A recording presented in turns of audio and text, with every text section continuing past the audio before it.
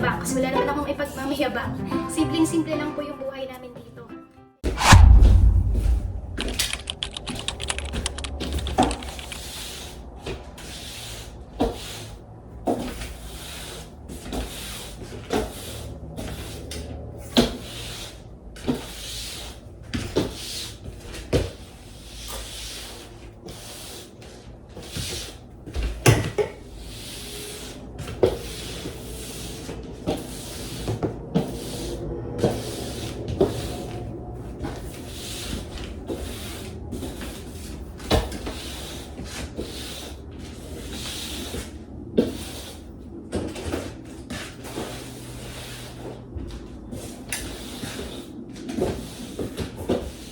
Good morning everyone! Happy Thursday!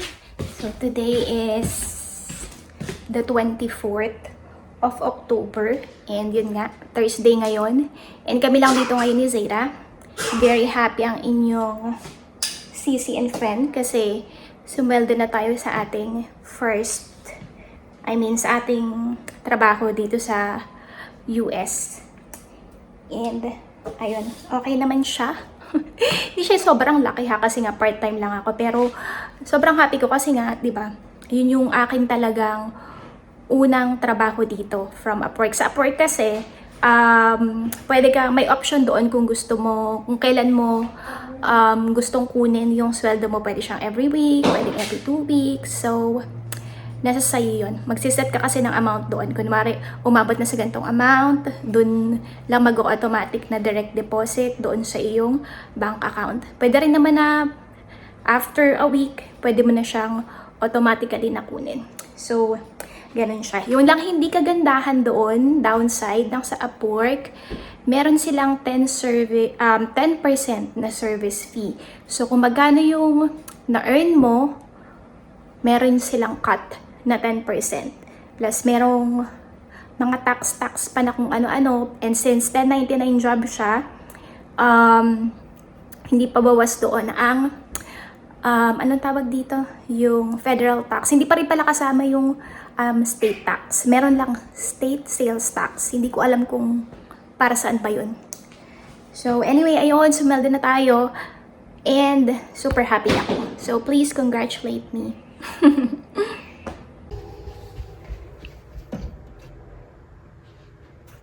Zira. Si Zira takbo na naman ang takbo. Wa! So 10:09 AM na guys. Magda-download muna ako ng mga reels na dapat kong i-upload sa Instagram. Kasi yung mga reels na yon, sila na talaga yung gumagawa. Ako ang ginagawa ko lang is ina-upload ko lang, tapos minamanage ko lang yung social media account. So, ina-upload nila yun sa Dropbox, tapos dina-download ko naman from Dropbox to the phone. Tapos yun yung aking mga ina-upload. Kaya madali lang. Basta dapat, meron kasi siyang oras kung kailan ako dapat mag-upload. Although, pwede mo naman siyang iset. Diba sa Instagram, meron siyang option to schedule the reel. Pero kasi yung CEO o yung aking client, mas preferred niya na i-upload ko siya instantly. I mean, hindi instantly. Parang save ko lang sa draft. Tapos, if it's time to upload, tsaka ko siya i-upload. Unless, sabi niya, meron akong errands, meron akong gustong gawin. Tapos, sa tingin ko doon sa place na yun, hindi ko madadala yung phone. O kaya, walang signal, yun pwede ko siyang iset as, parang scheduled reel. So, siya, sobrang bait naman. Ang kaso, meron siyang assistant na pinapakausap sa akin. Medyo medyo demanding. Girl siya. Yung CEO or yung aking pinakang client talaga, lalaki. Pero yung kanyang assistant, babae. Ewan ko ha, pero sa aking past experience, although hindi naman sa lahat to, parang sa akin, mas okay kausap yung mga higher ups o yung mga superior mo na lalaki. Parang ang bilis lang, tapos walang pasikot-sikot, walang paligoy-ligoy. Tapos kung ano pinag-usapan nyo, yun lang. So, ito na nga, no, meron siyang assistant na babae na kakachat lang sa akin. Tapos sabi niya, bakit daw meron mga comments na 3 days na hindi ko pa na-replyan. Pero sa usapan kasi namin ng aking client talaga, I don't need to reply to all of the comments.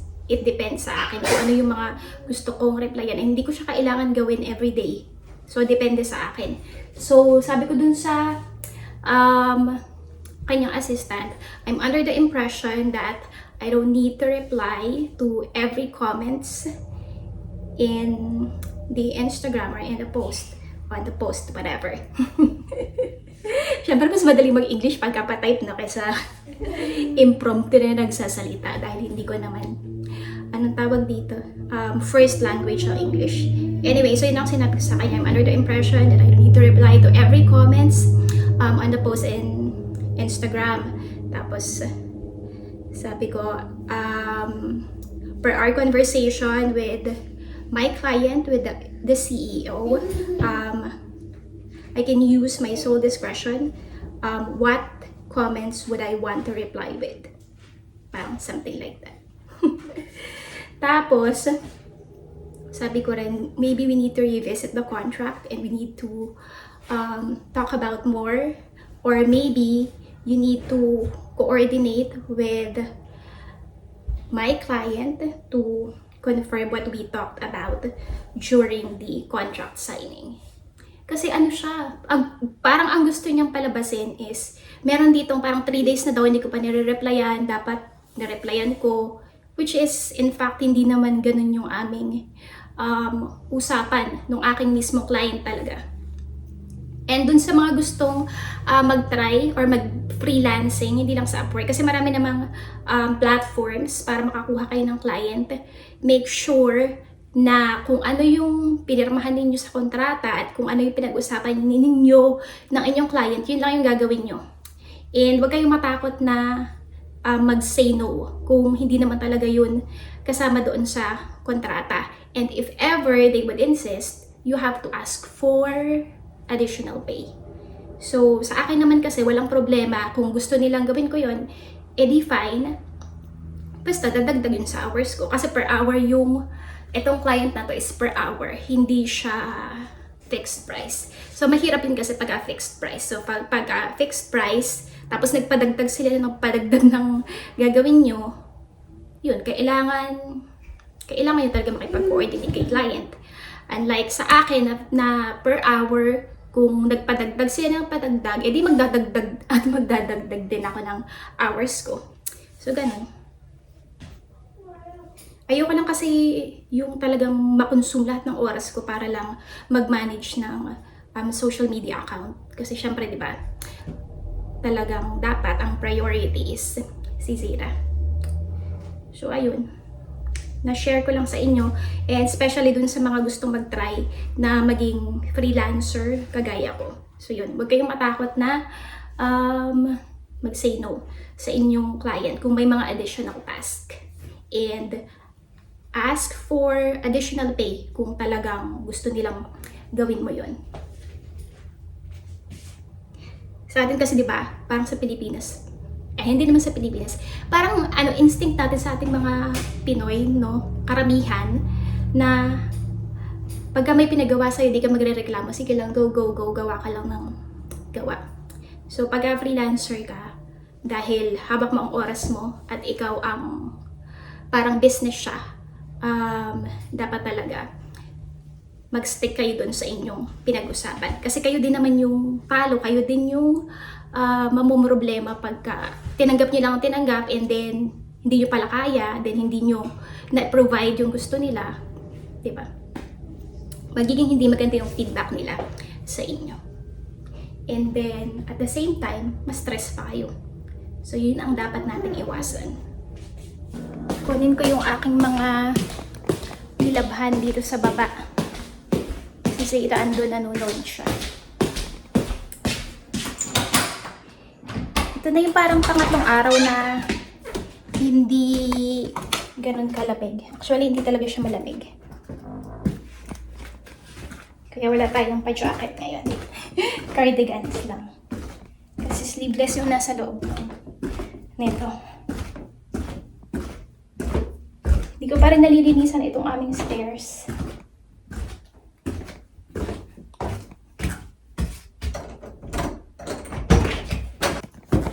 Balik ako. Nakalimutan ko yung aking laundry basket. Kakabalag. Nakalimutan ko na. Ayan. Taas-taas pa naman itong hagdan na to.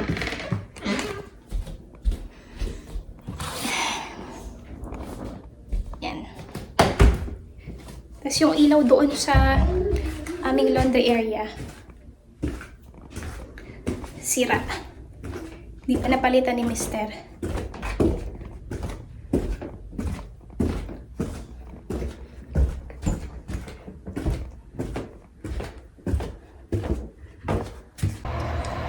So, ayun, kailangan kong buksan itong pintong ito para lumiwanag. Yan ang ating laundry area. Ang gulo. Kasi pag sinara ko to, yung ilaw, ayun yung ilaw niya, ang taas. Di pa siya napapalitan ni Mister. So, yan, kunin na natin ang ating mga nilabhan.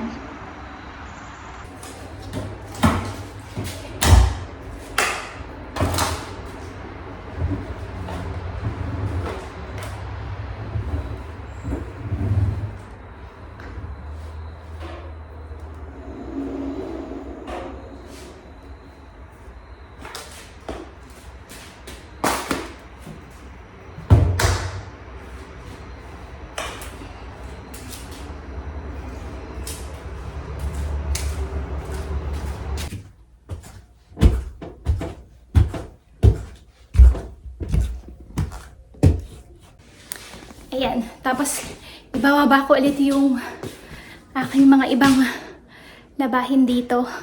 Pero hindi ko na kayo isasama kasi dagdag pa kayo sa bitbitin. Napapagod ang ako, nahihingal ako. Ay.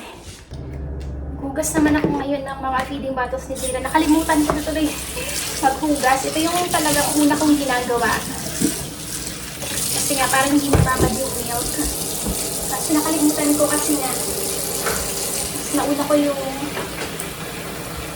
pagda-download ng mga aking i-upload.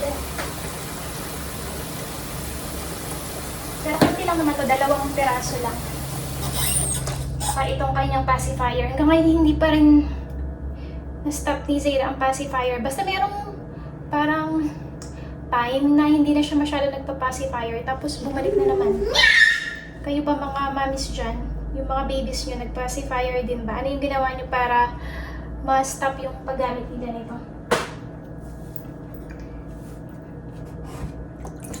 So, kasi talaga yung pakalma niya. Ay, nakapagod. Pagod. Akit baba, hagdanan. Pero maganda rin naman siya exercise.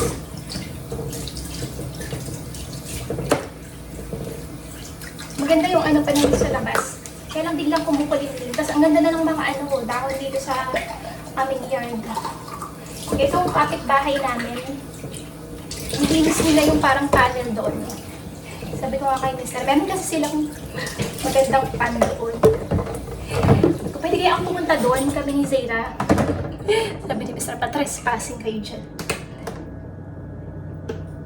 Ang ganda kasi ng pond nila. Pagka doon, sa may maple, makikita mo. Halos. Laki ng lupa nila. Minarites na yung kapitbahay. Gigamayin mo.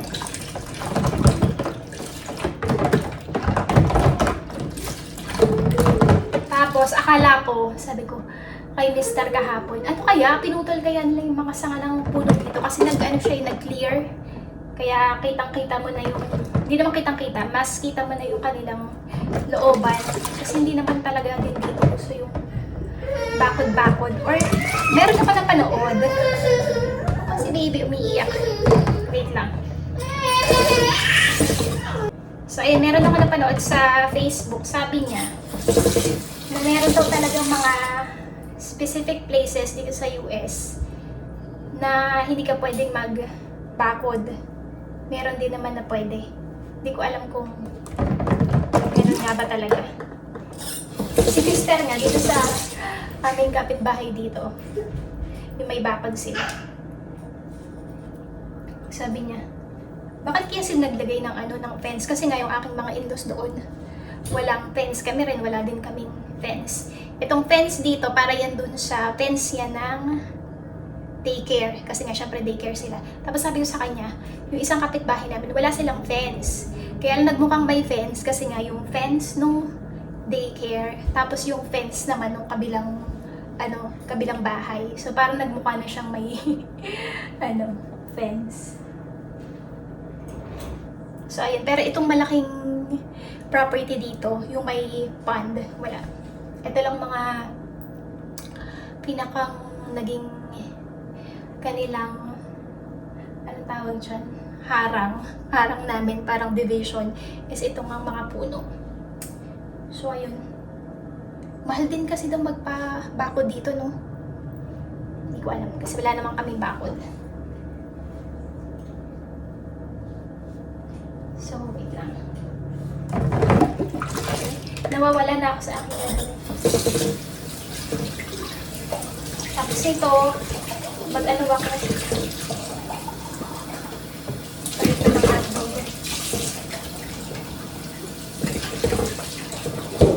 Na maliliit. Sarap kasi nun. Kasi para napakain ko na siya ng kanyang breakfast. Siya lagi yung pinapakain ko na ng breakfast. Baka magutom siya. Tapos ako makabrunch na.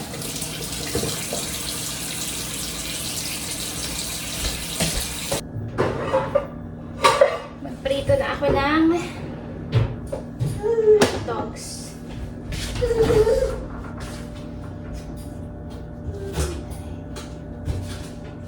Ito. Beef Little Smokies. Try nyo pa, masarap kung hindi nyo pa na-try.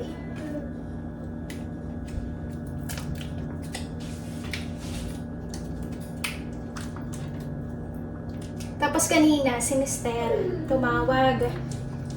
Sabi niya yung lalamunan daw niya, masakit pa din.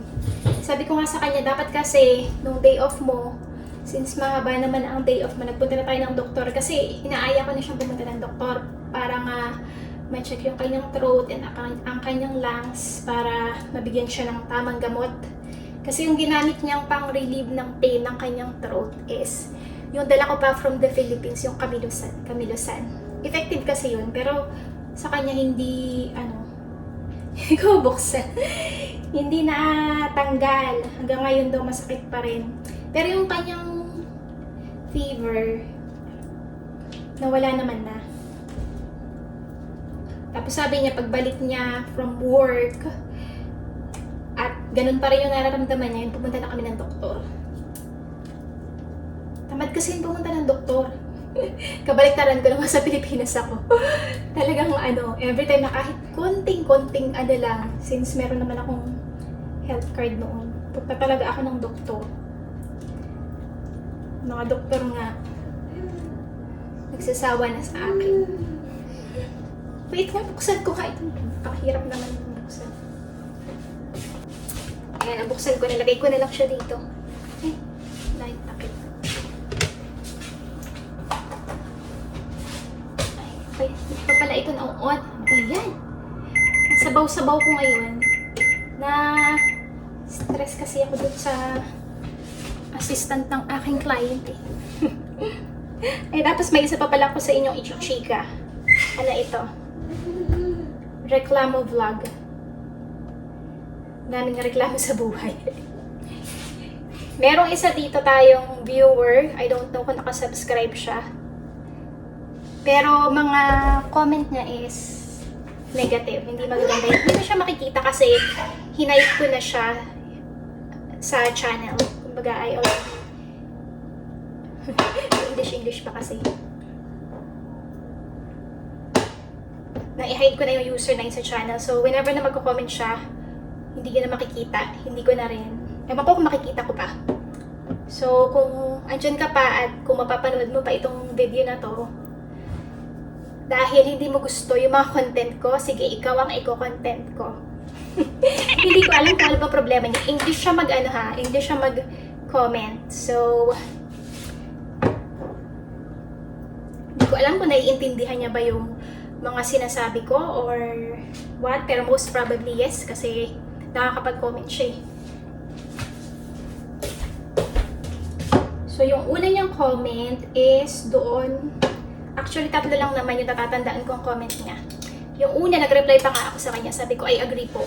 Doon yun sa video ko na realidad ng buhay Amerika at buhay Pilipinas. So, yun, parang hindi naman siya something off for me. Pero kaya na-realize ko na, sinasabihan niya ako ng parang gumising ka nga, something like that. So, ayun.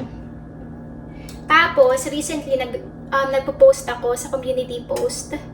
Nire-repost ko yung mga videos through community post. Tapos, meron din akong isa na picture namin ni Mr. Ilalagay ko dito. Insert ko na lang. Nasabi ko, yung Mr. mong mas maliit pa ang muka kesa sa'yo. Sana all hugis bigas. Tapos, ito ang comment niya. Yan. Lagay ko na lang dyan. Sabi niya, gusto ko lang daw ipakita na foreigner ang asawa ko. Tapos yung isa namang ni-repost ko sa community post na video about house update and house tour soon. Sabi niya, siguro daw bago pa lang ako dito sa US kasi parang show off ba ako. Something like that. Basta yan, ilagay ko na lang dyan. So, hindi niya gusto ang mga ginagawa ko. Hindi niya gusto ang mga binablog ko. Baby, why are you crying? Come here. So, ayun. And hindi ko siya maintindihan kung bakit. Doon lang siya karamihan nagko-comment sa mga community post.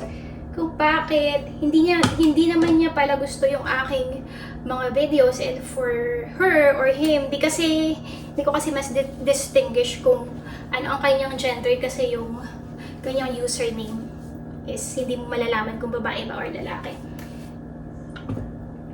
Is something na pagmamayabang, show off. Unang-una, hindi po ako nagmamayabang. Ako po ay nagva-vlog, so yung aking niche is lifestyle. So, syempre, i-share ko sa inyong aking viewers ang buhay ko dito sa Amerika. Hindi po yung pagmamayabang kasi wala naman akong ipagmamayabang. Simpleng-simple lang po yung buhay namin dito.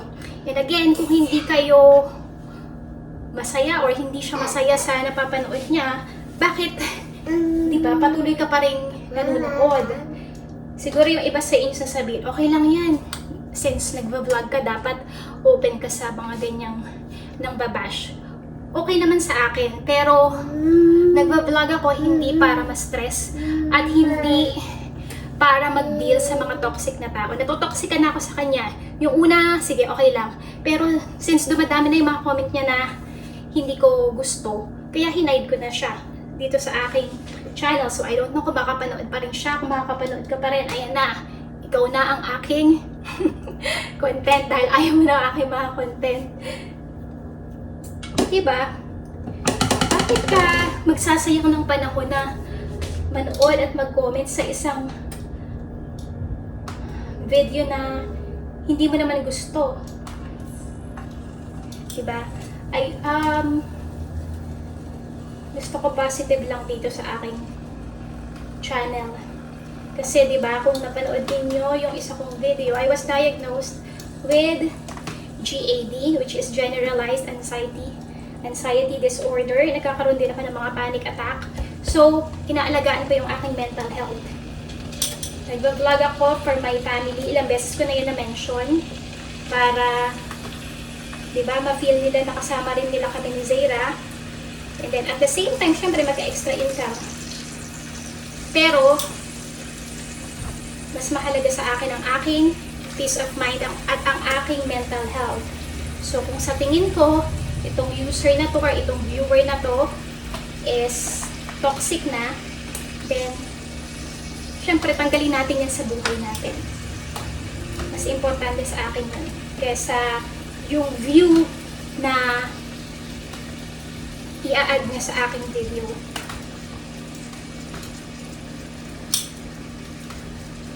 So, ayun. Ayan.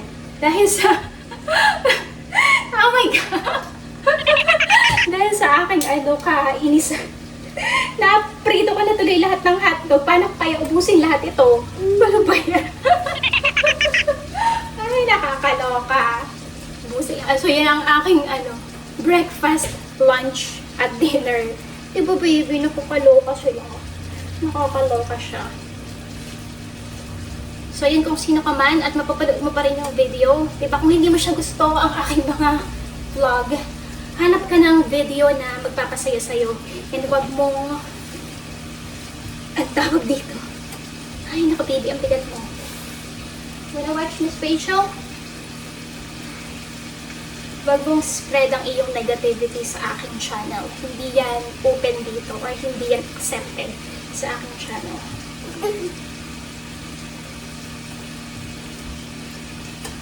Hindi po ako nagyayabang or what. Siyempre, importante talaga sa akin yung aking mental health.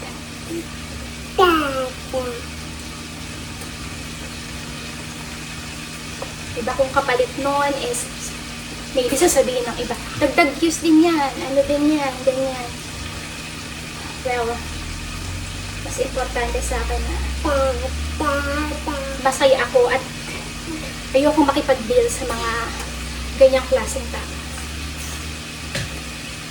Kaya pala cranky ang ating baby Zayra, nag-number 2 siya, nag-poop siya. So please excuse po dun sa mga kumakain. Tatapusin ko din yung vlog dito kasi marami pa akong gagawin. Actually, hindi naman siya ganun ka-busy. Pero gusto ko kasi mag-focus din. Ayokong parang multitask. Sabi ni Mister, pag nag-multitask ka, ibig sabihin, may mako-compromise ka na isang gawain. So, which is, I think, totoo naman. Pero kasi, sanay din ako mag-multitask. Pero, medyo stressful siya pag ganun. So, anyway, ayun, pagkakain ko is, ano ba yan? Nahihingal ako. Kasi may hika nga po pala ako sa mga hindi nakakaalam, ay basta. So, ayun, pagkaligo namin ni Zayra, mag-take na yan ng nap, tapos ako ay magsisimula ng magtrabaho. Although nagsimula na naman ako kanina. So, maraming salamat po sa mga sumusuporta again sa aming video. Sa patuloy na pagboto kay Baby Zayra. Okay lang na mag-second siya kasi meron namang wild card. So, doon na lang tayo babawi para mag-proceed pa rin siya sa quarterfinals. And sa mga tao na naka-appreciate ng aming mga videos, sa inyo pong lahat, sa ating mga subscribers, maraming salamat. Sa mga hindi gusto ang aking video, please don't spread negativity sa aking channel. Again, pinapangalagaan ko po ang aking mental health. Yes, importante sa akin na magkaroon ng extra income, but the most important thing for me is my family and my mental health. So, kung i-hide ko kayo dito sa aking channel, that means natotoxican po ako sa inyo. And I think I have the right to do that because this is my channel and it's my decision kung sino yung gusto kong andito lang sa aking community. So again, thank you so much po for supporting our video, for supporting our family. We really appreciate you all. Thank you so much for watching and see you again next time. Bye!